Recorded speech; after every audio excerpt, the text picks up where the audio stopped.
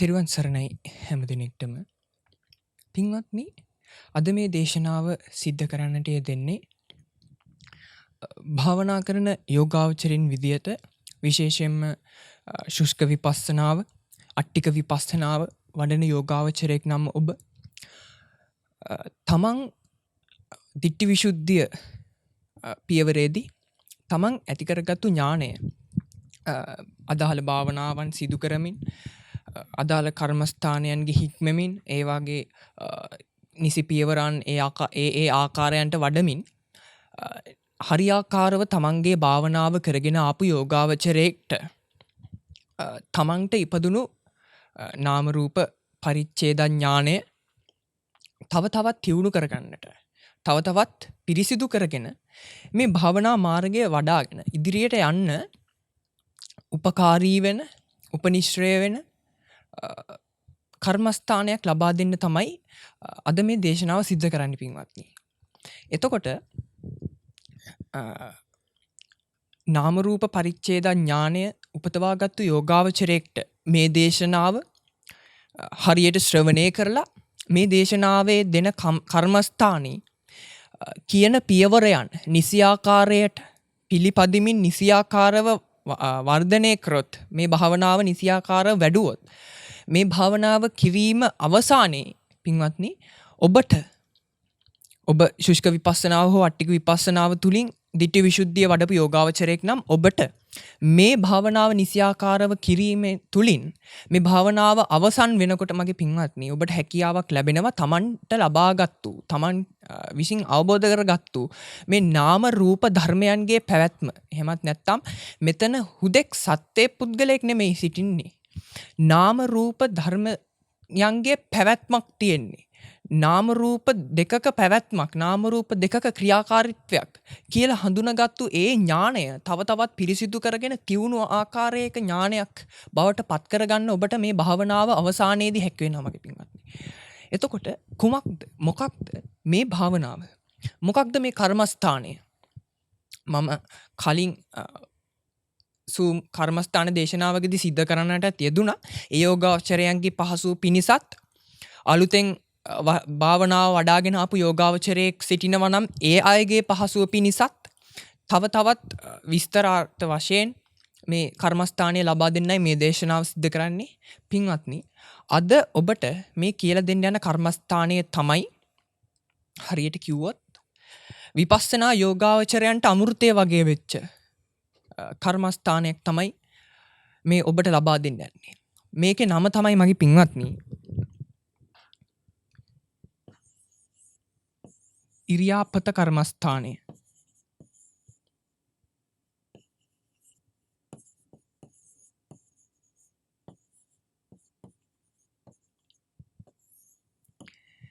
ඉරියාපත කර්මස්ථානය කියන්නේ මගේ පින්වත්නි මම ඔබට කලිනුත් කිව්වා වගේ විපස්සනා වඩන යෝගාවචරයෙක්ට ශුෂ්ක විපස්සනාවෙන් වේවා අට්ටික විපස්සනාවෙන් වේවා කුමන හෝ ක්‍රමයකින් විපස්සනාවට බැසගත්, විපස්සනාවට බට යෝගාවචරයෙක්ට අමෘතයක් වගේ කර්මස්ථානයක්. හේතුව මම ඔබට ඉදිරියේදී විස්තර කරන්නම්. එතකොට මගේ පින්වත්නි මේ ඉරියාපත කර්මස්ථානයට ආවට පස්සේ මේ ඉරියාපත කර්මස්ථානය තුල කියවෙන්නේ තමන් එදිනෙදා ජීවිතය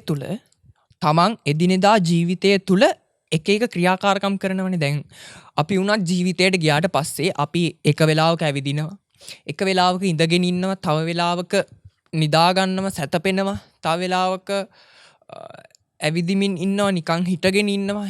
ඒ ආදී වශයෙන් මගේ පින්වත්නි අපි එදිනෙදා ජීවිතයට ආවට පස්සේ අපිට සිද්ධ වෙනවා එක එක ඉරියව් පවත්වන්න. අපේ එක එක දෛනික අවශ්‍යතා, දෛනික ක්‍රියාකාරකම් කරද්දී අපිට සිද්ධ වෙනවා එක එක ඉරියව් පවත්වන්නනේ. දැන් ඔබ වුණත් ඔබේ ජීවිතය තුළ එක්ක රැකියාවට යනවා, රැකියාවට යද්දී ඔබ වාහනයක නම් යන්නේ, ඔබ වාහනය තුළ ඉඳගෙන ඉන්නවා. එතකොට ගෙදරට වෙලා පොතක් කියවද්දී, පත්තරයක් කියවද්දී, ඔබ ටීවී එක බලද්දී, රේඩියෝ එක හද්දී, සින්දුවක් හද්දී ඔබ පුටුවකට වෙලා ඉඳගෙන ඉන්නවා. එතකොට අපි හිතමු ගෙදර ඇතුලේ ඔබ ගමන් කරද්දී නැත්තම් පාරේ බස් හෝල්ට් එකකට වගේ යද්දී ඔබ සිදු කරන්නේ ගමන් කිරීම. ඒ වගේ බස් හෝල්ට් එකට වෙලා හිටගෙන ඉන්නකොට ඔබ හිටගෙන ඉන්න ඉරියව්වක් පවත්වන්නේ. ඒ වගේ ඔබටත් මටත් අපි හැමෝටම සතා සීපාවට පවා සිද්ධ වෙනවා තමන්ට අවශ්‍ය එක එක ක්‍රියාකාරකම් සිද්ධ කරගන්න දෛනික අවශ්‍යතාවයන් ඉටු කරගන්න ක්‍රියාවලිය තුළ මේ සත්වයාට සිද්ධ වෙනවා පින්වත්නි ඉරියව් පැවැත්වීමක් සිද්ධ කරන්න. එහෙම ඉරියව් පැවැත්වීම තුළ මගේ පින්වත්නි මේ ඉරියාපත කර්මස්ථානය මේ ඉරියාපත කර්මස්ථානයේ වඩන යෝගාවචරයා මෙන්න මේ පවත්වන ඉරියව් මේ එදිනෙදා දෛනික කටයුතු සිද්ධ කරගනිද්දී ඒවා සිද්ධ කර ගැනීමට ඒවා සපුර ගන්නට යොදා ගන්න ඉරියව් පිළිබඳව සිහිය තමයි මේ ඉරියාපත කර්මස්ථානය තුල යෝගාවචරයා පවත්ව ගන්නේ. එතකොට වර්තමානයේ තුල ගත්තත් මේ ඉරියාපත කර්මස්ථානය අපිට පෙනී යනවා පින්වත්නි මේවා වැරදියට කියලා දෙනවා. මේ ඉරියාපත කර්මස්ථාන ආදිය වරදවා අරගෙන ඒ වරදවා ගත්තු ඉරියාපත කර්මස්ථානයේ මිනිසුන්ට ලබා දෙන යෝගාවචරයින්ට ලබා දෙනවා අපි දැකලා තියෙනවා. ඒ කියන්නේ දැන් බහුල වශයෙන්ම භාවිතා වෙන එකක් තමයි මගේ පින්වත්නි දැන් ඉරියව්වක් අපි හිතමු දැන් මම මේ හිටගෙන ඉන්නවනේ ඔබට දේශනාව කරද්දී. එතකොට ඒ කර්මස්ථානාචාර්යවරු කියන විදියට මේ කර්මස්ථානයේ වඩන්න වෙලා තියෙන්නේ මම දැන් හිටගෙන ඉන්නවා. එතකොට දැන් කොහේ හරි යනකොට මම යනවා කිය ඒ අර ඉරියව්ව ඕලාරිකව අරගෙන ඒ යන ඉරියව්වක් නම් යනවා කියලා මෙනෙහි කරනවා. හිටගෙන ඉන්නවා නම් හිටගෙන ඉන්නවා කියලා මෙනෙහි කරනවා.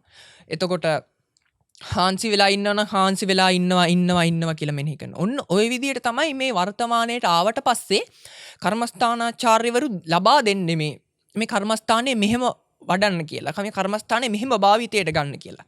හැබැයි මගේ පින්වත්නි මං ඔබෙන් අහන්නම්. පාරේ යන බලු පැංචෙක්ට තේරෙන්නේ නැද්ද? ඒ බලු පැංචා තව තැනකින් තව තැනකට යනකොට තේරෙන්නේ නැද්ද යනවා කියන එක? ඒ සතාට තේරෙනවනේ මගේ පින්වත්නි දැන් මම මෙතන ඉඳන් මෙතනට යනවා කියන එක ඒ සතාට තේරෙනවනේ. ඒ සතාට ආයේ අමුතුවෙන් කර්මස්ථානයක් ගෙනල්ලා ඒ සතාට ඉරියාපත කර්මස්ථානය කියලා දෙන්න ඕනේ නැහැ. ඌ එක තැනක ඉඳන් තව තැනකට යනවා කියන කාරණේ පැහැදිලි කරන්න. ඒ වගේ දැන් සාමාන්‍ය මිනිස්සු ගත්තත් අපි හිතමු ඉස්කෝලේ යන ළමෙක් ඉස්කෝලේ ඉවර වෙලා බස් වෝල්ට් එකට යනවා. ඒ ළමයාට ඉරියාපත කර්මස්ථානයක් දීලා කර්මස්ථානාචාර්යවරයෙක් ගිහිල්ලා තේරුම් කරන්න ඕනේ නෑනේ මගේ පින්වත්නි දැන් යනවා කියන කාරණේ තේරුම් ගන්න. ඒක මේ ලෝකේ ඉන්න ඕන කෙනෙක් දන්නවා තමන් යනකොට යනවා කියන කාරණේ. ඉඳගෙන ඉන්නකොට ඉඳගෙන ඉන්නවා කියන කාරණේ දන්නවා. හාන්සි වෙලා ඉන්නකොට හාන්සි වෙලා ඉන්නවා කියන කාරණේ දන්නවා. හැබැයි මේ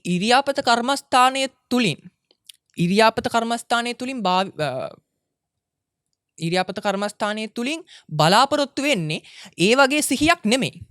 ඉරියාපත කර්මස්ථානය තුලින් බලාපොරොත්තු වෙන්නේ මේ නිකන් යනවා කියලා දැනගන්නවත් ඉඳගෙන ඉන්නවා කියලා දැනගන්නවත් හිටගෙන ඉන්නවා කියලා දැනගන්නවත් හාන්සි වෙලා ඉන්නවා කියලා දැනගන්නවත් ඒ වගේ සිහියක් නෙමෙයි මගේ පින්වත්නි. එතකොට ඉරියාපත කර්මස්ථානය තුලින් බලාපොරොත්තු වෙන්නේ මොකක්ද? හරි. දැන් මෙහෙමත් කියමුකෝ. ඉරියාපත කර්මස්ථානය තුලින් බලාපොරොත්තු වෙන්නේ යනවා කියන එක යනවා කියලා දැනගන්න නම් අපි ගමු මෙතන එක ඉවුරක් තියෙනවා. මෙතන තව ඉවුරක් තියෙනවා. මේ ඉවුරු දෙක අතර තියෙන පුංචි ඒ දණ්ඩක්. මෙන්න මේ ඒ දණ්ඩේ මිනිහෙක් යන්න ලෑස්තියි දැන්. මේ දණ්ඩට පැනලා මිනිහා මේ දණ්ඩ දිගේ යනවා. එතකොට මේ A කියන ඉවුරේ ඉඳන් B කියන ඉවුරට යන මිනිස්සයාට මේ ඒ දණ්ඩ හරහා යනකොට ඒ දණ්ඩ හරහා තරණය කරද්දී දැනීමක් තියෙනවද නැද්ද? දැන් තමන් ඒ දණ්ඩක් උඩ යනවා කියන කාරණා.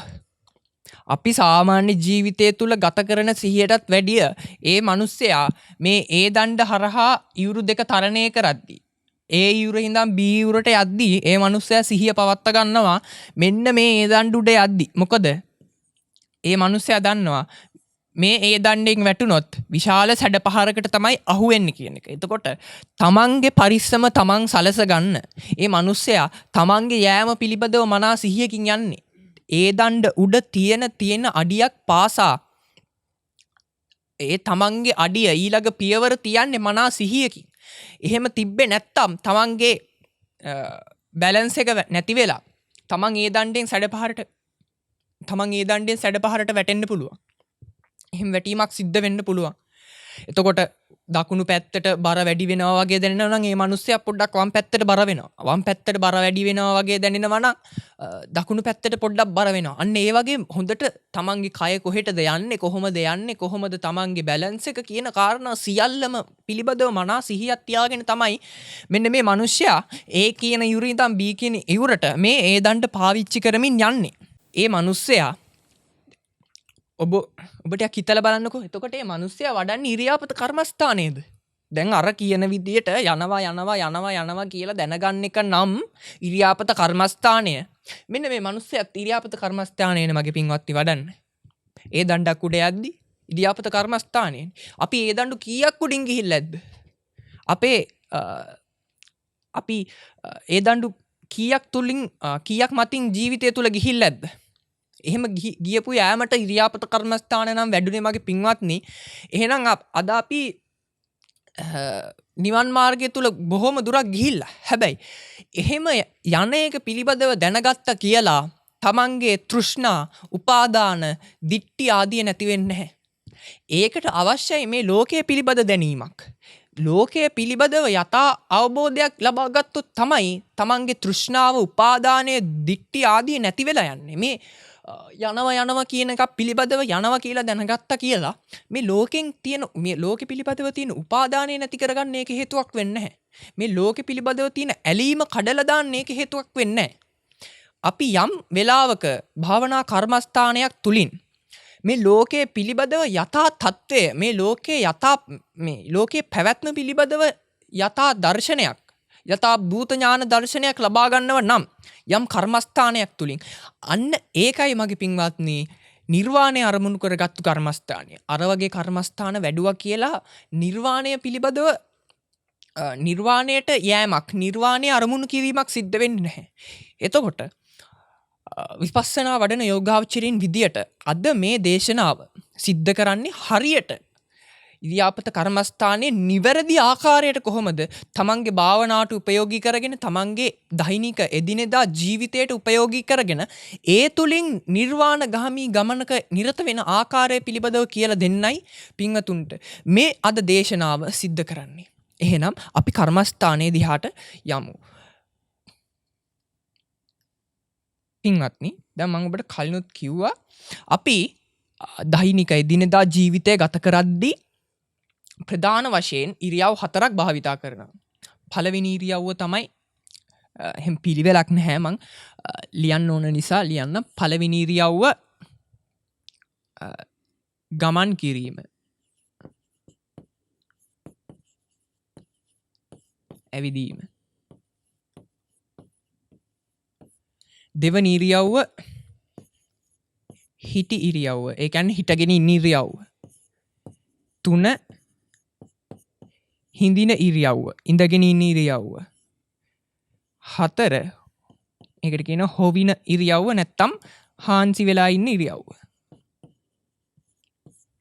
මෙන්න මේ ඉරියව් 4 මගේ පින්වත්නි අපි එදිනෙදා ජීවිතය තුළ මොනම ඉරියව්වක් පැවැත්වුවත් මෙන්න මේ ඉරියව් 4 ප්‍රධාන වශයෙන් ඒ ඉරියව් තුළ අන්තර්ගත වෙලා තියෙනවා.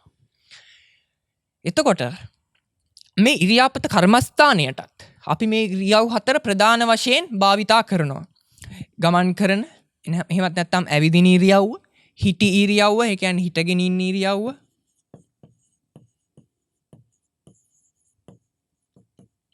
හිටගෙන ඉන්න ඉරියව්ව, හිඳින ඉරියව්ව, ඒ වගේම හාන්සි වෙලා ඉන්න ඉරියව්ව.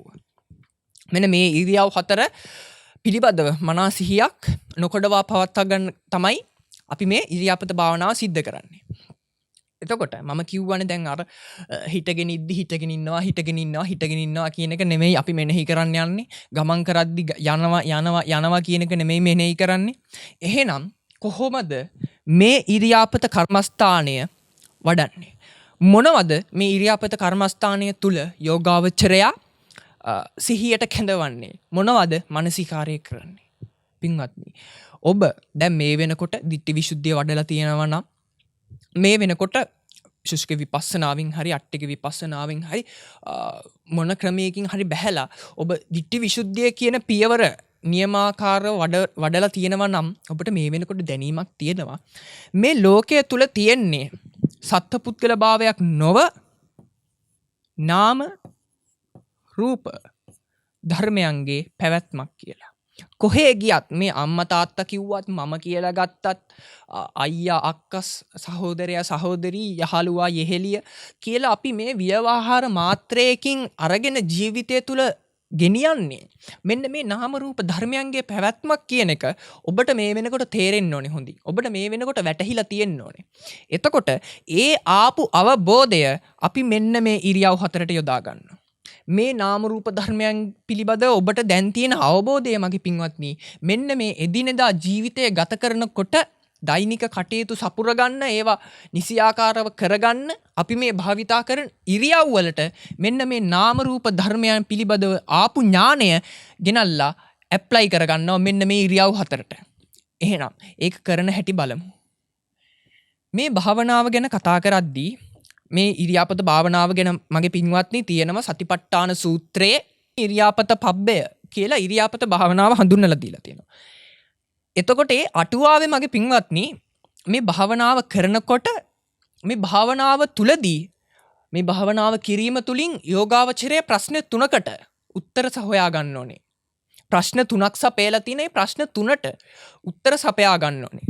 ඔබ දැන් මේක මගේ පින්වත්නි බුද්ධ කාලයේ වුණත් යෝගාවචරීන් හිටියා මේ ඉරියාපත භාවනාව විතරයි ඒගොල්ලන්ගේ කර්මස්ථානයේ උනේ. උන්වහන්සේලාගේ කර්මස්ථානයේ උනේ මේ ඉරියාපත භාවනාව විතරයි. උන්වහන්සේලා දවසේ නිදා ගන්න වෙලාව හැර සැතපෙන වෙලාව හැර සැතපෙන වෙලාවත් අඩුයි උන්වහන්සේලාගේ. හැරිලා ඉන්න හැම වෙලාවකම කරේ ඉරියාපත මානසිකාරය කරපෙක.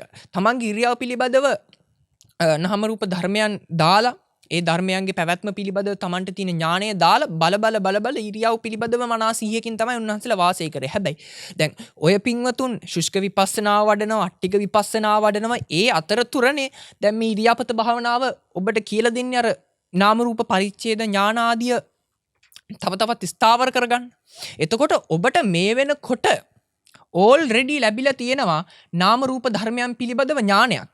අන්න ඒ ඥානයත් ලැබිලා තියෙන ඥානයත් එක්ක මගේ පින්වත්නි මේ භාවනාව වඩන්න ලේසි. ඔබට මුල ඉඳන් එන්න ඕනේ නැහැ මේ භාවනාව වඩන්න. ඒ කියන්නේ මේකේ මුලදී භාවනාව දැන් මම කියවනේ ප්‍රශ්න 3ක් තියෙනවා කියලා. ඒකේ ප්‍රශ්න 3ක් මම ලියලා ඉන්නම්කෝ. පළවෙනි ප්‍රශ්නය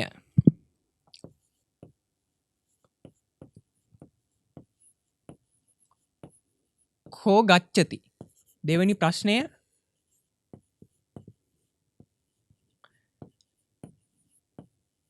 කස්ස ගමනං. තුන්වෙනි ප්‍රශ්නය කිං කාරණං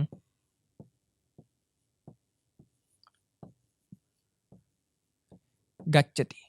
මෙන්න මේ ප්‍රශ්න 3ට තමයි මගේ පින්වත්නි යෝගාවචරය උත්තර සපයා ගන්න ඕනේ මේ භාවනාව තුලින්. මේකේ පළවෙනි පියවර ආදිය කිරීමේදී මෙන්න මේ ප්‍රශ්න 3ට උත්තර සපයා ගන්න ඕනේ. මේ වගේ තේරුණුත් බලමු. කෝ ගච්ඡති.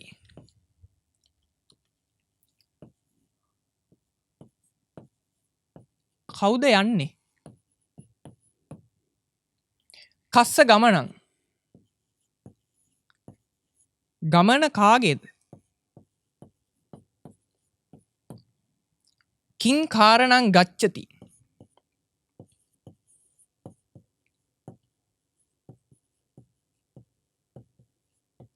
මොන කාරණාවකින්ද යන්නේ? මෙන්න මේ ප්‍රශ්න 3ට ඔබට සිද්ධ වෙනවා මේ ඉරියාපත භාවනාව කිරීම තුලින් පිළිතුරු සපය ගන්න. යෝගාවචරයට සිද්ධ වෙනවා. එතකොට මම ඔබට කලින් කිව්වේ ඔබ දැන් මේ වෙනකොට නාම රූප පරිච්ඡේද ඥානෙ හොඳට වඩලා තියෙන්නේ. එතකොට මගේ පින්වත්නි ඔබට අමුතුවෙන් භාවනාවට ඇවිල්ලා මේ 3ට උත්තර සපය ගන්න ඕනේ නැහැ. ඔබ මේ වෙනකොටත් මේ 3ට උත්තර දන්නවා. හැබැයි මං කිව්වේ ඒ කාලේ භික්ෂුන් වහන්සේලා හිටියා මේ භාවනාවම විතරක් වඩපු. එතකොට උන්වහන්සේලාට මේ ප්‍රශ්න 3ට උත්තර සපයා ගැනීම මුල ඉඳන්ම කරන්න සිද්ධ වුණා. හැබැයි ඔබට දැනටමත් මේ ප්‍රශ්න 3ට උත්තර මොනවද කියන එක ඔබ මේ වෙනකොටත් හොඳින්ම දන්නවා. එතකොට මේ භාවනාව කිරීම තුළින් ඔබට දැන් කරන්න තියෙන්නේ මගේ පින්වත්නි ඇත්තටම බොහොම පොඩි කොටසයි ඔබ අමාරු කොටස කරගෙන ඉවරයි. ඔබට දැන් තියෙන්නේ මෙන්න මේ ප්‍රශ්න 3 මතක් කරගෙන නැවතත් ඒක තමන්ගේ ජීවිතයට ඇප්ලයි කරගන්න. තමන්ගේ ජීවිතයට ප්‍රායෝගිකව යොදා ගන්න. එහෙම කිරීම අවසානයේ තමයි මගේ පින්වත්නි ඔබගේ නාම රූප පරිච්ඡේද ඥානය තව තවත් තියුණු වෙලා ස්ථාවර වෙලා නිවැරදි ශුද්ධ පාරිශුද්ධ වෙච්ච නාම රූප පරිච්ඡේද ඥානයක් එක්ක ඊළඟ පියවරයන්ට යන්න හම්බෙන්නේ. එතකොට දැන් මේකේ මෙන්න මේ කෝ ගච්ඡති කියන එකේ කවුද යන්නේ? දැන් අද සාමාන්‍ය ලෝකෙ ගත්තත් බොහෝ වෙලාවට මිනිස්සු හිතන්නේ මම යනවා. අපේ අම්මා ගියා, තාත්තා ගියා. තාත්තා තාම ගෙදර ආවේ නැහැ. මෙතන දැන් මේ ගමන් ඉරියව්ව විතරයි.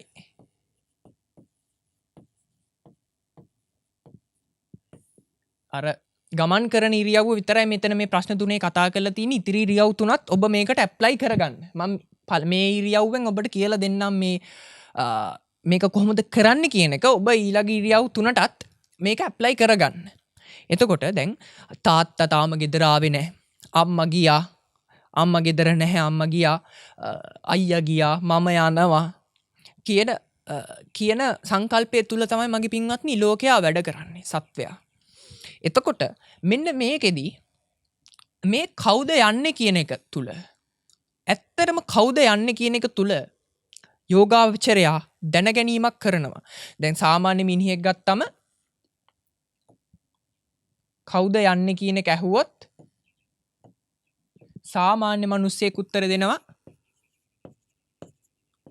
මම යනවා. හැබැයි මේ භාවනාව වඩන යෝගාවචරයා මීට වැඩිය වෙනස් වෙන්න ඕනේ. මේ භාවනාව වඩන යෝගාවචරයාගේ මෙතන මේ උත්තරේ දීපු කෙනාගේ අතර වෙනසක් තියෙන්න ඕනේ. රේඛාවකින් ඒ දෙන්න බෙදෙන්න ඕනේ. ඒ දෙන්න බෙදෙන රේඛාව තමයි මෙන්න මේ නාම රූප ධර්මයන්ගේ පැවැත්ම, මේ නාම රූප ධර්මයන්ගේ ක්‍රියාකාරීත්වය පිළිබඳව යෝගාවචරයාට තියෙන ඥාණය, නොකඩවා පවතින සිහිය තමයි මගේ පින්වත්නි මෙන්න මේ මම යනවා කියලා ලෝකෙට රැවටිච්ච කෙනත් යෝගාවචරයත් බෙදෙන රේඛාව තමයි අර සිහිය. එතකොට මේ යෝගාවචරයා යෝගියා කොහොමද කවුද යන්නේ කියන ප්‍රශ්නෙට උත්තරේ දෙන්නේ? පින්වත්නි යෝගියාට සිද්ධ වෙනවා තමන්ගේ නාම රූප පරිච්ඡේද ඥානය ලබාගත්තු සිහිය මෙන්න මේකට ඇප්ලයි කරන්න. මෙතන ඇත්තටම යන සත්‍යයේ පුද්ගලයෙක් නැහැ.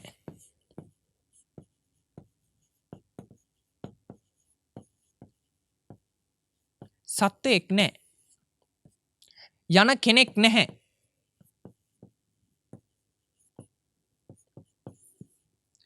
එහෙනම් මොකද්ද මේ? යෑමට කැමති හිතක්, යෑමට කැමති හිත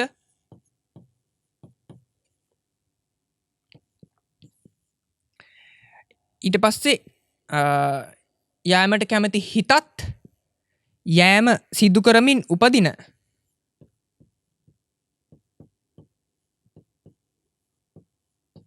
වායෝ ධාතුව. මේකට කියනවා අපි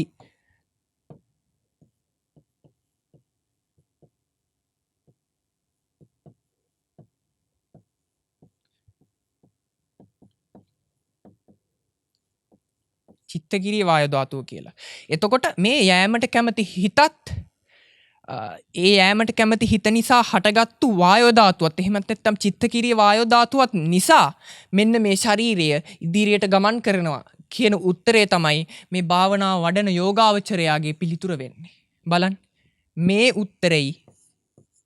උත්තරේ අතර වෙනස. එතකොට සාමාන්‍ය පෘථග්ජනයා අපි දාමු අශෘතවත් පෘථග්ජනයා කියලා. අශෘතවත් පෘථග්ජනයයි යෝගියයි අතර වෙනස තමයි මේක මගේ පින්වත්නි. භාවනා කරන යෝගාවචරයාගේ උත්තරය සත්පුද්ගල භාවයෙන් එහාට ගිහිල්ලා සත්පුද්ගල භාවයේ බිඳලලා එන උත්තරයක් තමයි මේ නාම රූප ධර්මයන්ගේ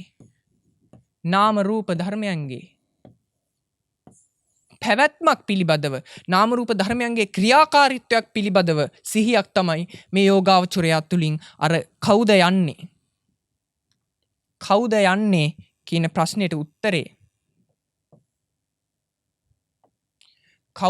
කියන ප්‍රශ්නෙට උත්තරේ මගේ පින්වත්නි යෝගියා තුලින් ආවේ මෙන්න මේ ආකාරයට. මෙන්න මේක තමයි ඔබ තුලිනුත් ඒ ප්‍රශ්නෙට උත්තරේ සපයා ගනිද්දී මෙන්න මේ වගේ සිහියක් තමයි එන්න ඕනේ. මෙන්න මේ උත්තරේ තමයි ඔබ තුලිනුත් භාවනාව වැඩිම තුලින් භාවනාව වැඩිලා එන අවබෝධය තුලින් එන්න ඕනේ මෙන්න මේ වගේ උත්තරයක්. මේක හුදෙක් නාම රූප ධර්මයන්ගේ ක්‍රියාකාරීත්වයක්. යන කෙනෙක් නැහැ. මම යනව නෙමෙයි. මගේ අම්මා යනව නෙමෙයි.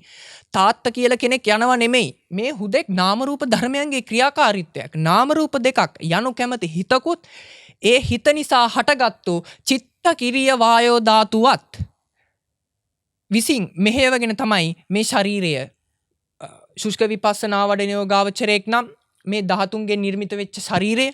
එතකොට අට්ටික විපස්සනා වඩන යෝගාවචරයෙක් නම් මේ චිත්තකිරිය වායු ධාතුවත් විසින් ඔසවගෙන යන මේ ඇටසැකිල්ල ගමන් කරන්නේ මෙන්න මේ යෑමට කැමති හිතත් ඒක නිසා උපදින චිත්තකිරිය වායු ධාතුවත් නිසා කියන එක.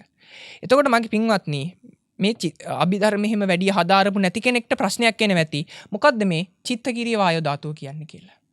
පින්වත්නි චිත්තකිරිය වායු ධාතුව කියන්නේ අපි දැන් රූප සමුට්ටාන ධර්ම ගත්තොත් ඒ කියන්නේ රූපයක් හටගන්න රූප සමුට්ටාන ධර්ම.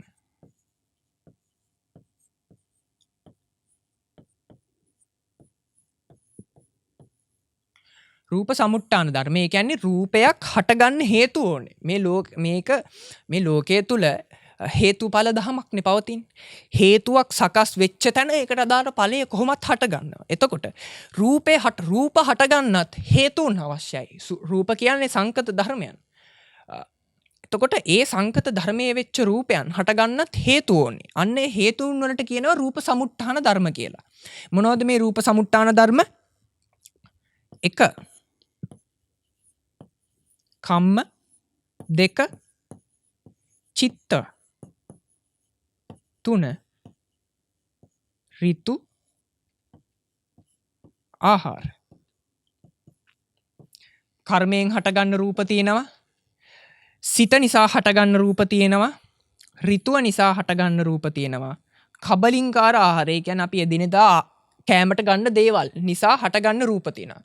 එතකොට දැන් මේ චිත්තකිරිය වායු ධාතු කියන්නේ මගේ පින්වත්නි මෙන්න මේ චිත්තජ රූප කලාප සිත නිසා හටගත්තු රූප කලාප ගානට ඒ ඝණයට අයත් වෙන රූප කොට්ටාසියක්.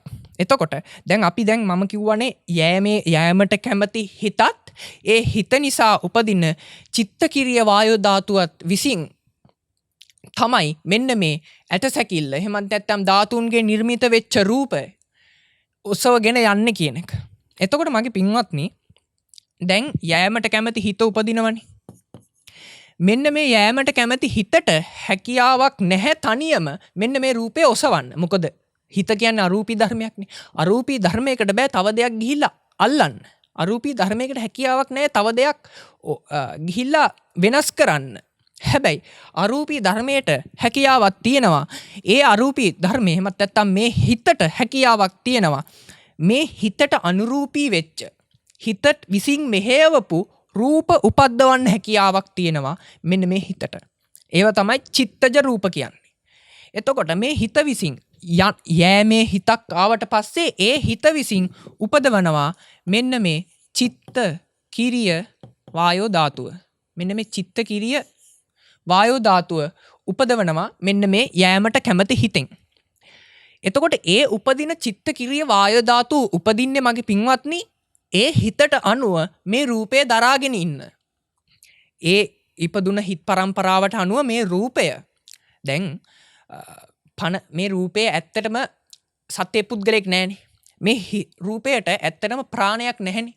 ඒක නාම රූප පරිච්ඡේද වඩපු ඔබ හොඳින් දන්නවා. එතකොට මේ රූපය ඔසවගෙන ඉන්නේ මෙන්න මේ චිත්තකිරිය වායෝ ධාතුවෙන්. මෙන්න මේ චිත්තකිරිය වායෝ ධාතුව ඔසවගෙන ඉන්නවා මෙන්න මේ රූපය. හරියට උදාහරණයක් ගත්තොත් දැන් අපි පාරක තොටක යනකොට මකි පින්වත්නි ඔබ දැකලා ඇති හුලං එනකොට අර අප්‍රාණිකව තියෙන ගස්වල තියෙන අප්‍රාණික කොළ උඩ යනවා. ඒ ගස්වල කොළ හෙලවෙනවා. දැන් ඒ ගහේ කොළවලට හැකියාවක් තියෙනවද තනියම හෙලවෙන්න? ඒ ගහේ කොළ හෙලවෙනවද? නැහැ මගේ පින්වත්නි. ගහේ කොළ හිතලවත් ඒ ගහේ කොළවලට හැකියාවක්වත් නැහැ Taman ඉන්න තැන වෙනස් කරන්න. හැබැයි අර හමපු හුළඟ මෙන්න මේ කොළවල වැදිලා මේ කොළවල වැදිලා ඒ කොළය ඒ මේ අතට වැනෙනවා. අන්න ඒ වගේ මගේ පින්වත්නි මේ ශරීරයට මේ ධාතුන්ගෙන් නිර්මිත වෙච්ච ශරීරයට හැකියාවක් නැහැ තමන් විසින් හිතලා ගිහිල්ලා කොහෙටවත් ගමන් කරන්න කොහෙවත් ගිහිල්ලා ඉඳ ගන්න හැකියාවක් නැහැ මේ ශරීරයට. හැබැයි අර හිත නිසා යෑමට කැමති හිතක් වේවා ඉඳ ගන්න කැමති හිතක් වේවා හාන්සි වෙන්න කැමති හිතක් වේවා මොකක් හරි ක්‍රියාවක් කරන්න කැමති හිත විසින් උපදවපු මෙන්න මේ චිත්තකිරිය වායු ධාතුව විසින් මේ ශරීරය ඔසවනවා හරියට අර පණ නැති කොළය මේ පණ නැති ශරීරය ඔසවනවා චිත්තකිරිය වායු ධාතුවෙන් හරියට අර පණ නැති කොළය හමපු හුලඟින් එහෙට මෙහෙට වැනුණා වගේ. එතකොට චිත්තකිරිය වායු ධාතුව විසින් මෙන්න මේ ශරීරය ඔසවනවා. එහෙම එසෙව්වට පස්සේ මගේ පින්වත්නි මෙන්න මේ ශරීරයේ හිතට අනුව ටික ඉදිරියට ගමන් කරනවා. යෑමට කැමති හිතක් නම් ඉපදුනේ මේ ශරීරයේ ටික ඉදිරියට ගමන් කරනවා.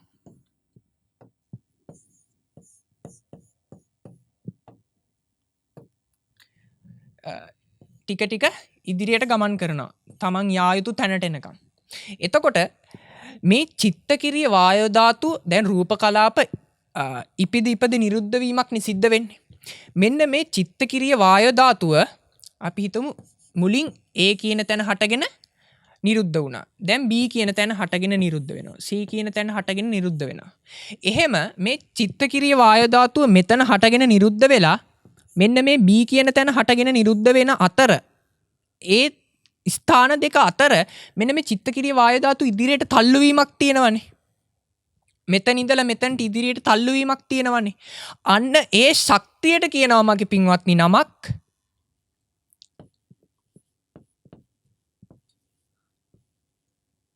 කාය විඤ්ඤාප්තිය කියලා.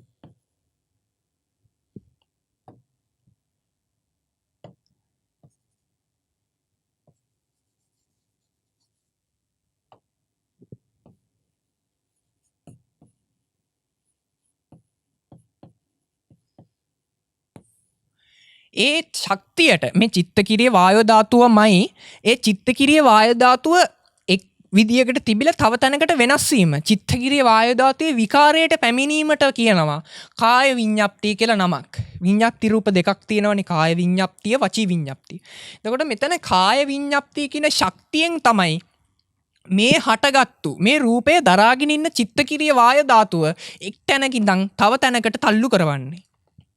එතකොට මේ කාය විඤ්ඤාප්තියත් උදව් වෙනවා මෙන්න මේ ශරීරය ඔසවගෙන යන්න. කාය විඤ්ඤාප්තිය තමයි චිත්තකිරිය වායු ධාතු හිත නිසා හටගත්තු චිත්තකිරිය වායු ධාතුවෙන් රූපය දරාගෙන ඉන්නවා. එහෙම දරාගෙන ඉන්න චිත්තකිරිය වායු ධාතුව ඉදිරියට තල්ලු කරවන්න ශක්තිය දෙන්නේ මෙන්න මේ කාය විඤ්ඤාප්තිය කියන රූපයට. රූපයෙන් තමයි ඒ ශක්තිය ලබා දෙන්නේ. එතකොට මගේ පින්වත්නි හරියටම ක්‍රියාවලිය ගත්තොත් මුලින් යෑමේ හිත උපදිනවා. ඊට පස්සේ ඒකට අනුරූපීව චිත්තකිරිය වායෝ ධාතු උපදිනවා. ඒ ශරීරය දරාගෙන ඉන්න. ඊට පස්සේ කාය විඤ්ඤාප්තිය උපදිනවා.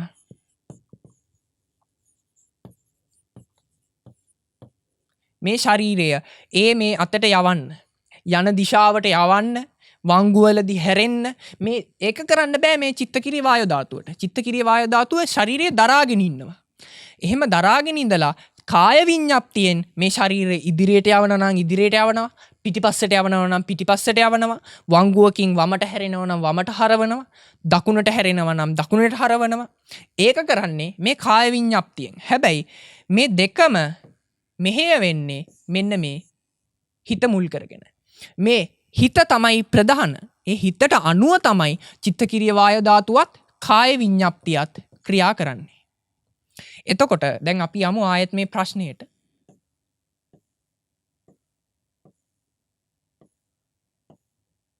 හරි.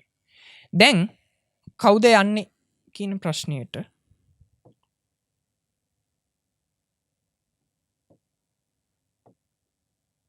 දැන් කවුද යන්නේ කියන ප්‍රශ්නයට උත්තරය අපි දන්නවා.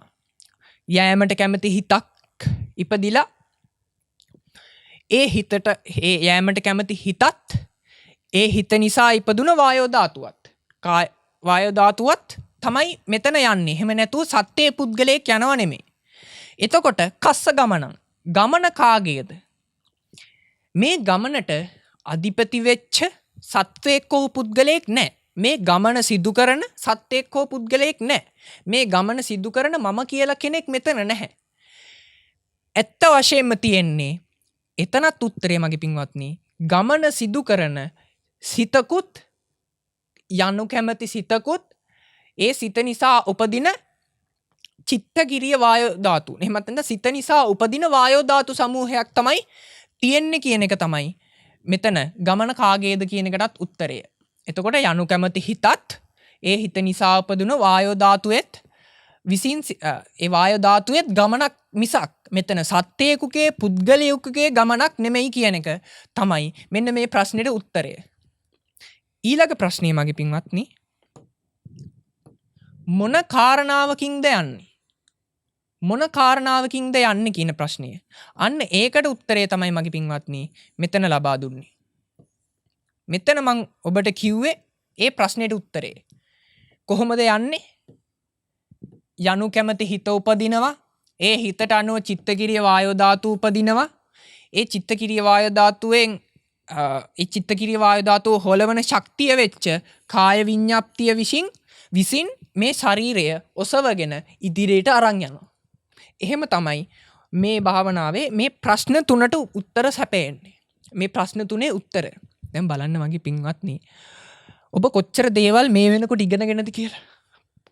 මේ භාවනාව වඩන්න කලින් ඔබට තේරුනේ නැහැ මේ ලෝකේ පවතින නාම රූප ධර්මයන් දෙකක ක්‍රියාකාරීත්වයක් කියන එක. ඔබ හිතාගෙන හිටියේ මම යනවා මට බැන්න තාත්තා ඉන්නවා අම්මා ගමන් කරනවා. මේ වගේ තමයි මේ සාමාන්‍ය ලෝකේ හැමෝම හිතාගෙන ඉන්නේ එහෙමනේ. එතකොට ඔබත් හිතාගෙන හිටියේ එහෙමයි. මමත් හිතාගෙන හිටියේ එහෙම තමයි. හැබැයි දැන් මේ වෙනකොට බලන්න ඔබත් මමත් කොච්චර දේවල් දන්නවද කියලා.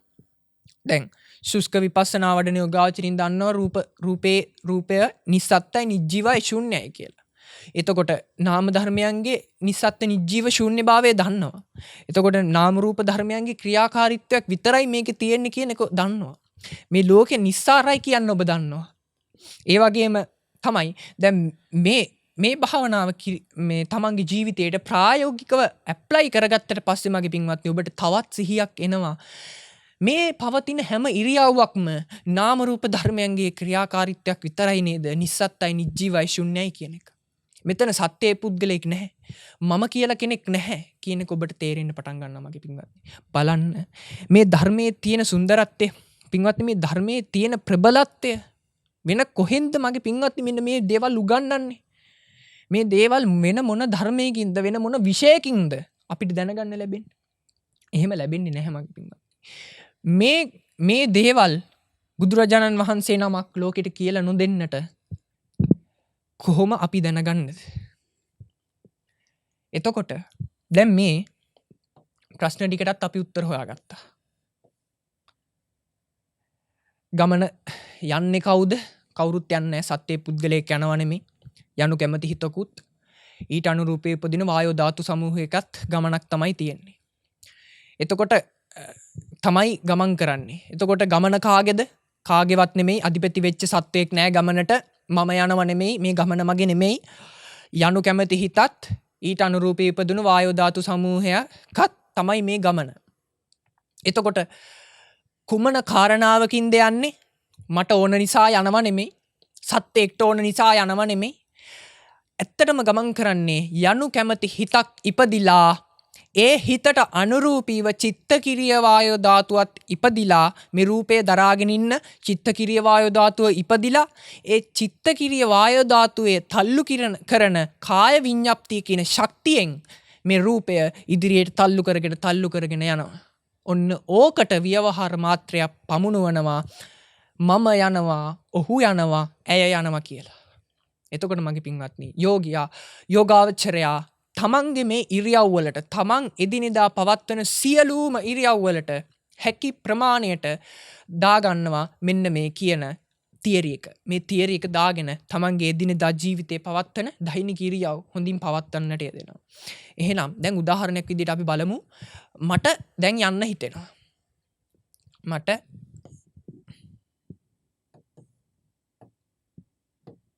මෙන්න මේ A කියන තැන තමයි දැන් මං ඉන්නේ. මට එතන ඉඳන් මෙන්න මේ B කියන තැනට යන්න හිතෙනවා. කොහොමද දැන් මෙතනට යන්නේ? ආපු ගමන් යන්න හිතුණා හරි මං දැන් යනවා කියලා යනවද? නැහැ. එහෙම යන්නේ නැහැ. පළවෙනියටම යනු කැමති හිතක් ආවා කියලා දැනගන්නවා.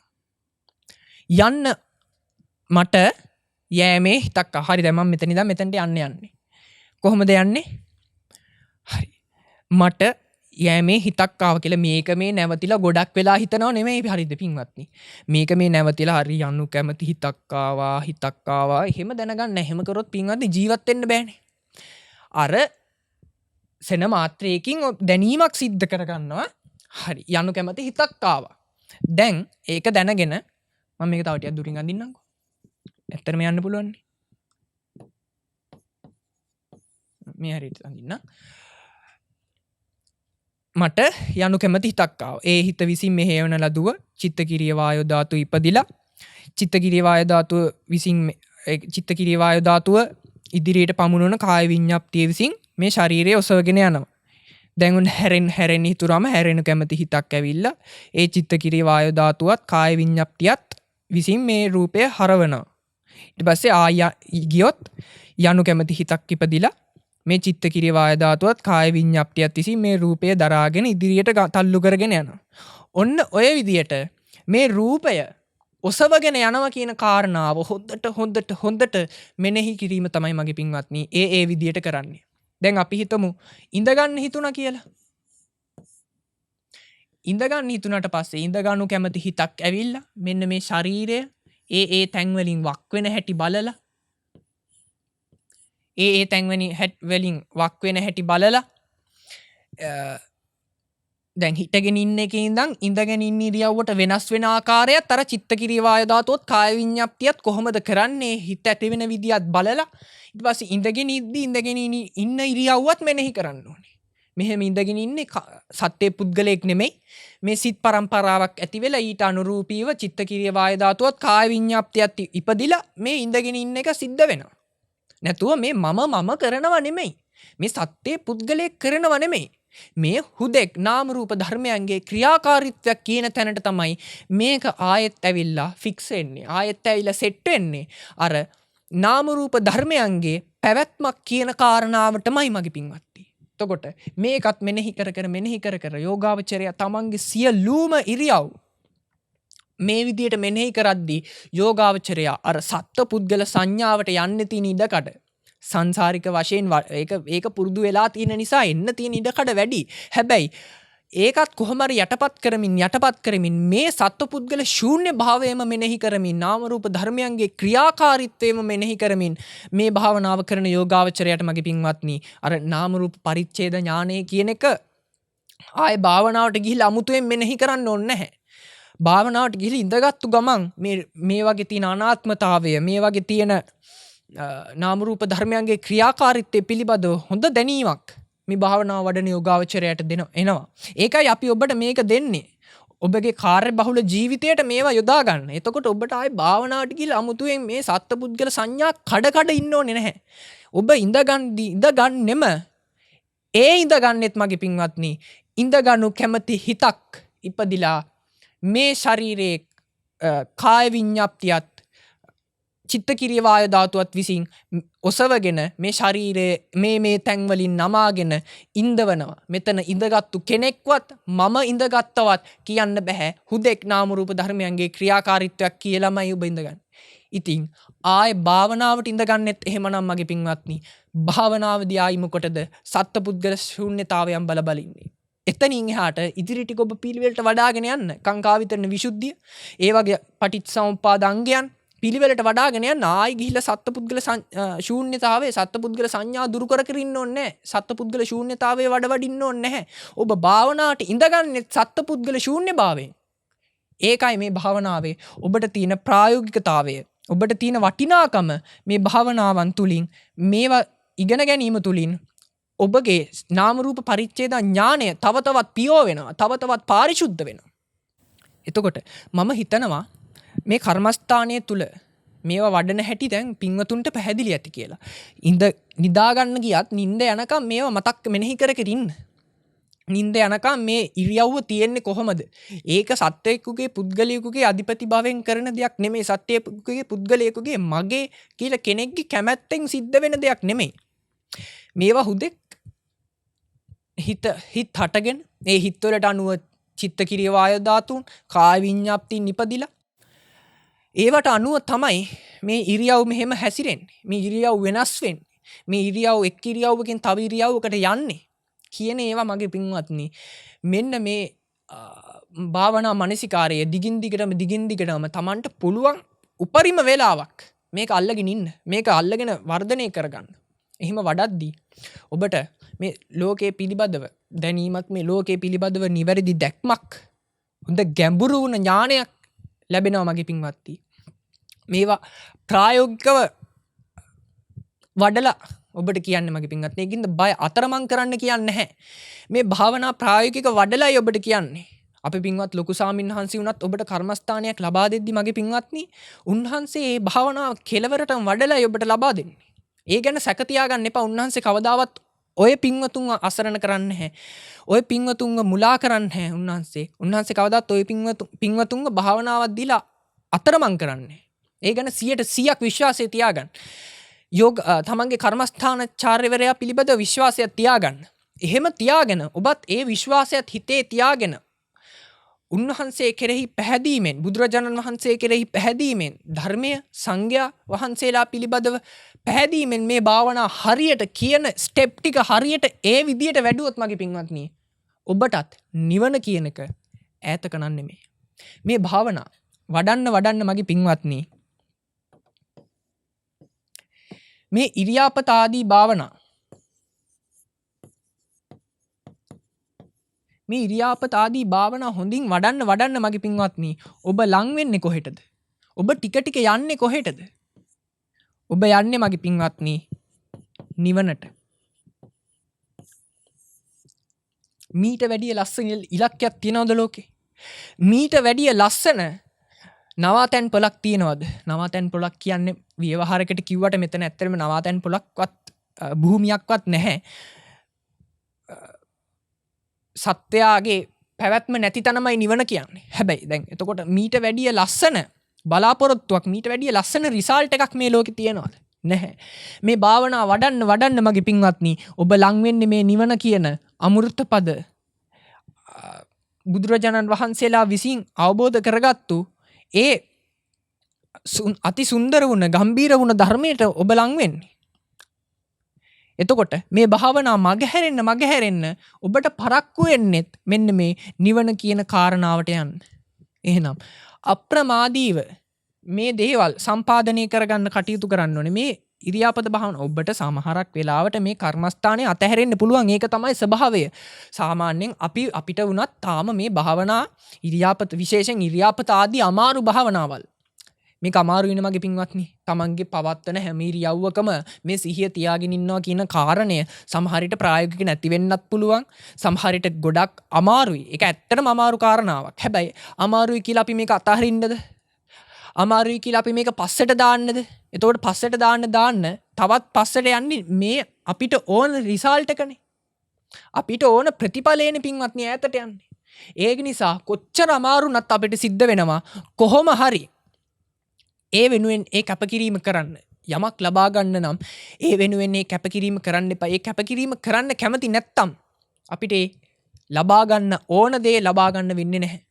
එතකොට මේ අපිට උනත් තාම මේ භාවනා කරද්දී මේ කමටහන් අමතකෙන වෙලාවල් අනන්ත අප්‍රමාණ එනවා. හැබැයි ඒවට අමතකුණා කියලා අඬන්නවත් අමතකුණා කියලා සැලෙන්නවත් මේ භාවනා මාර්ගය අතහරින්නවත් නෙමෙයි කරන්න ඕනේ. අමතක වෙනවා කියලා අපි මොකද්ද කරන්නේ? අපි කලින් පුරුදු කරලා නැති නිසා නෙමෙයි. එහෙනම් දැන් මතක් වෙන හැම වෙලාවකම මේකයි අමතක නොවෙන්න අල්ලගෙන තියාගෙන මේකම වඩමින් නිවන දිසට යෑමයි කරන්න ඕනේ. මේකම පින්වත්නි සමහරක් තැනක සඳහන් වෙනවා මේ ඉරියාපත භාවනා ආදිය හොඳින් වඩද්දි මගේ පින්වත්නි අදාළ භවයේ නිවන් දකින්න තියෙන ඉඩ ප්‍රමාණය වැඩි. එහෙම නිවන් නොදැක්කත් මගේ පින්වත්නි කවදා හරි නිවන් දකිද්දී කිප්පවිඤ්ඤාලාභීවමයි නිවන් දකින්නේ. ඒ කියන්නේ බණපද 2-3ක් අහලා ඊතා තියුණු ප්‍රඥාවක් ඇතුව තමයි නිවන් දකින්නේ. ඒ වගේම කෙනෙක්ට පුළුවන්කමක් තියෙනවා ශාසනයක අග්‍ර ශ්‍රාවක, ද්විතීය ශ්‍රාවක, තෘතීය ශ්‍රාවක වගේ උසස් තනතුරු ලබාගෙන පවා නිවන් දකින්න මෙන්න මේ ඉරියාපත ආදී භාවනා තුලින් ලැබෙන මෝරණ ප්‍රඥාව නැතුව මේ භාවනාව මැජික් එකක් නෙමෙයි. මේ භාවනාව කිරීම තුළ නිතර මෝරණ ප්‍රඥාව හේතු වෙනවා අර වගේ තනතුරකට පවා යන්න. ඒ වගේ තනතුරකට පවා මේ සංසාරය තුළ යන්න මෙන්න මේ භාවනා කිරීම සිද්ධ කරන්න ඕනේ. එහෙම කරාට පස්සේ මං කිව්වේ ඔබට නිවන කියන රිසල්ට් එක නිවන කියන ප්‍රතිඵලය ඔබට වැඩි ඈතක නෙමෙයි මගේ පිංගත්. ඒක නිසා මේක වඩන්න. දැන් අද වුණත් මිනිස්සු කියනවා භාවනා කරන්න වෙලා නැහැ. තෙල් පෝලිමට ගියා, ගෑස් පෝලිමට ගියා, පාරේ ට්‍රැෆික් තිබ්බා, ළමයව හොස්පිටල් අරන් ගියා. එක කතා කියනවා. අද ජීවිතේ අපිට ප්‍රශ්න භාවනා කරන්න වෙලාවක් ආවේ නැහැ. ගෙදර ඉන්න වෙලාවක් තිබ්බේ නැහැ. පින්වත්නි මේ වගේ කර්මස්ථාන වඩන යෝගාවචරයෙක්ට තෙල් පෝලිම වැඩකුත් නැහැ, ගෑස් පෝලිමේ දින්න වැඩකුත් නැහැ, ළමයව හොස්පිටල් දාන්න දරන් ගියේ ඒවා නිකම් මේ යෝගාවචරයට කතන්දර විතරයි මගේ පින්වත්නි. ගන්න මේ භාවනාවල් තෙල් පෝලිමේ ඉද්දි කවුද ඉන්නේ මේ? කවුද හිටගෙන ඉන්නේ? ඉන්න සත්‍යයක්වත් පුද්ගලයෙක්වත් නැහැ. මම කියලා කෙනෙක් නෙමෙයි මේ තෙල් පෝලිමේ ඉන්නේ. මේ හුදෙක් නාම රූප ධර්මයන්ගේ පැවැත්මක්. හිඳිනු කැමති හිතත්, හිටගෙන ඉන්න කැමති හිතත්, ඒ හිත නිසා උපදින චිත්තකිරිය වායෝ ධාතුවත් කාය විඤ්ඤාප්තියත් විසින් මේ ශරීරය ඔසවගෙන, එහෙමත් නැත්නම් මේ ධාතුන්ගෙන් නිර්මිත වෙච්ච ශරීරය, එහෙමත් නැත්නම් මේ ඇටසැකිල්ල ඔසවගෙන ඉන්න එක හිඳීම තමයි මේ සිද්ධ වෙන්නේ. මේ හුදෙක් නාම රූප ධර්මයන්ගේ ක්‍රියාකාරීත්වයක් පමණක් මිසක් සත්වයකුගේ, පුද්ගලයෙකුගේ, මම කියලා කෙනෙකුගේ ක්‍රියාකාරීත්වයක් නෙමෙයි, අධිපතිත්වයක් නෙමෙයි මගේ පින්වත්නි මෙතන තියෙන්නේ කියන කාරණාව ඔබ හොඳින් තෙල් පොලිමේ ඉඳන් මෙනෙහි කරන්න. තෙල් පොලිමේ ඉඳන් කාලේ කන්න එපා. ෆෝන් එක ඔබ Facebook යන ගම ආණ්ඩුවට බැන ඒව කරන්න එපා මගේ පින්වත්නි. ඔබේ නිවනට යොමු වෙච්ච ප්‍රතිපදාව පුරන්න තෙල් පොලිමද ගෑස් පොලිමද අදාළ නැහැ. මේ භාවනාව වඩන්න. මේව වඩලා ඉවරෙනකොට තෙල් පෝලිමේ බලන්න මගේ පින්වත්නි මේ තෙල් පෝලිමක වුණත් මේ භාවනාව වඩලා ඉවරෙනකොට සාමාන්‍ය ලොකු වෙලාවක් යනවනේ දැන් තෙල් පෝලිමක වුණත් තෙල් ටික ගන්න. ඒ අතරතුර ඔබට මේක වැඩුවොත් මේකත් වඩලා තමන්ගේ නාම රූප පරිච්ඡේද ඥානයත් හොඳින් වර්ධනය කරගෙන බලන්න කවුද හිතන්නේ තෙල් පෝලිමේ ඉඳන් යෝගාවචරයක් නිවනට කටයුතු කරනවා කියලා. නාම රූප පරිච්ඡේද ඥානය වඩනවා කියලා. එහෙම වඩලා තවත් වෙලා විතරේ නම් තමන්ගේ පටිච්ච සමුප්පාද අංගයන් පවා බලන්න යන්න පුළුවන්. මොකද හිතත් සමාධිමත් වෙනවා මේක තුල. ඉරියව් පැවැත්ම වෙනස් වීම බල ඉද්දි හිත පවා සමාධිමත් වෙනවා. එහෙම සමාධිමත් වීම තුල මගේ පින්වත්නි පටිච්ච සමුප්පාද අංගයන් උනත් නිකම්ම චීස් කෑල්ලක් හපනවා වගේ බලාගෙන මෙනෙහි කරගෙන යන්න පුළුවන්. ඒ නිසා මේ භාවනාව තමන්ගේ මොන ප්‍රශ්න තිබ්බත් මේක පුළුවන් තරම් යොදාගෙන තමන්ගේ නිර්වාණයට යන ප්‍රතිපදාව නෙමේ. නිර්වාණයට යන මාර්ගයයි මේ. මේකට ප්‍රතිපදාව පුරලා මේක තුල ගමන් කරන්න.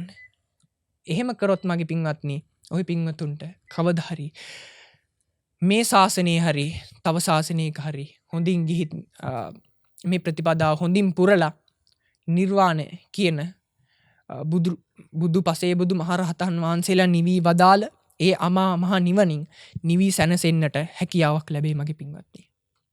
එහෙම වෙලා මේ ගෝරතර සසරින් මිදිලා මේ ගෝරතර සසරේ තියෙන දුක් ප්‍රමාණයෙන් අත මිදිලා නිවී සැනසෙල්ලේ මේ ලෝකෙන් නික්මිලා යන්නට ඔය පින්වතුන්ට මේ භාවනා හේතුවක් වේවි. ඒ වගේම මගේ පින්වත්නි මේ භාවනාවන් වඩද්දි කලින් මේ කර්මස්ථානයේ දෙද්දි කෙනෙක් ප්‍රශ්නයක් ඇහුවා මේ අට්ටික විපස්සනාවටත් ඉඳගෙන මේක කරන්න ඕනේද කියලා. නැහැ මගේ පින්වත්නි, තමන් අපි හිතමු අට්ටික විපස්සනා භාවනාව වඩනවා කියලා. එතකොට ඔබ මේ භාවනාවට ඉඳගත්තට පස්සේ ඒ භාවනාව වඩන්න. ශුෂ්ක විපස්සනා වඩන යෝගාවචරයෙක් නම් ඒ භාවනාවට ඉඳගත්තට පස්සේ ඒ භාවනාව වඩන්න. ආනාපාන සතිය වඩන යෝගාවචරයෙක් නම් ආනාපාන සතියට ඉඳගත්තට පස්සේ ආනාපාන සතිය වඩන්න. ඒව වඩලා තමන්ගේ එදිනෙදා දෛනික ජීවිතයට ආවට පස්සේ කර්මස්ථානීය මග නොහැරෙන්න, විපස්සනාවෙන් ගත්තු ඥාන නැති නොවෙන්න, අට්ටික විපස්සනාවෙන් ගත්තු ඥානයන් නැති නොවෙන්න තමයි මේ ඉරියාපත භාවනාව උපකාරී වෙන්නේ. ඒ වෙලාවට ඒක වඩ ඇවිල්ලා භාවනාවට ඉඳගත්තට පස්සේ තමන්ගේ අදාළ පියවරයන් මේ භාවනාව තුළ වර්ධනය කරගන්න. එහෙනම් මම හිතනවා අදට මේ කියලා දුන්න කර්මස්ථාන දේශනාව මේ සියලුම පින්වතුන්ට පැහැදිලි ඇති කියලා.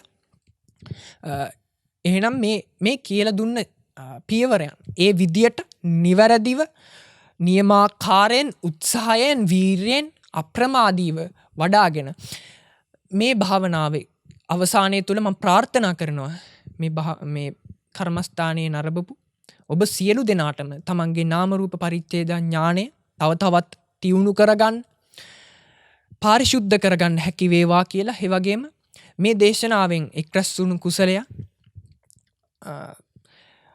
මගේ ආචාර්යයන් වහන්සේ වන මා මේ ශාසනය තුල මගේ ප්‍රතිපදාව මට නිවැරදි ආකාරයට කියලා දෙන, ප්‍රතිපදා පුරණ අතරතුර සිදුවන යම් අඩුපාඩුන් පෙන්වා දෙමින් ඒවා නිවැරදි කරගන්න ආකාරයත් පෙන්වා දෙන මගේ අති උතුම් ගුරු දේවෝත්තමයන්න් වහන්සේ නම කියන්නට අවසරයි. අතිපූජ්‍ය කිරුළපන ධම්මවිජය මගේ ලොකු සාමින් වහන්සේටත්, ඒ වගේමයි මේ සුජාත පුත්‍ර භූමියේ වැඩ වාසය කරන මගේ කල්යාණ මිත්‍ර සියලුම සාමින් වහන්සේලාටත්, ඒ වගේම මේ ලංකා භූමිය තුල නිවැරදි ආකාරයට ප්‍රතිපදාව පුරන මේ ධර්මයේ රැකගන්න අප කැප වී සිටින සියලුම භික්ෂුන් වහන්සේලාටත් මේ පින් අනුමෝදන් කරමි. ඒ වගේමයි සුජාත දියණි දසසීල් අරමේ වැඩ වාසය කරන දසසීල් මෑණිවරුන්ටත් මේ පින් අනුමෝදන් කරමි, අනුමෝදන් වෙත්වා. ඒ වගේමයි මේ ශාසනය රකින්නට යෙදෙන සියලුම අල්පේශාක්‍ය මහේශාක්‍ය සම්‍යක් දෘෂ්ටික දෙවි දේවතාවුන්ටත් මේ පින් අනුමෝදන් කරමි, අනුමෝදන් වෙත්වා. ඔබ සියලු දෙනාටම මේ පින් හේතුවෙන් උතුම් නිවනින් නිවී සැනසෙන්නටම හේතු වේවා, වාසනාව වේවා, පාරමී ශක්තියක් වේවා, පාරමී දම් පිරේවා කියලා ප්‍රාර්ථනා කරනවා. එහෙනම් ඔබ සැමට සම්මා සම්බුදු සරණයි.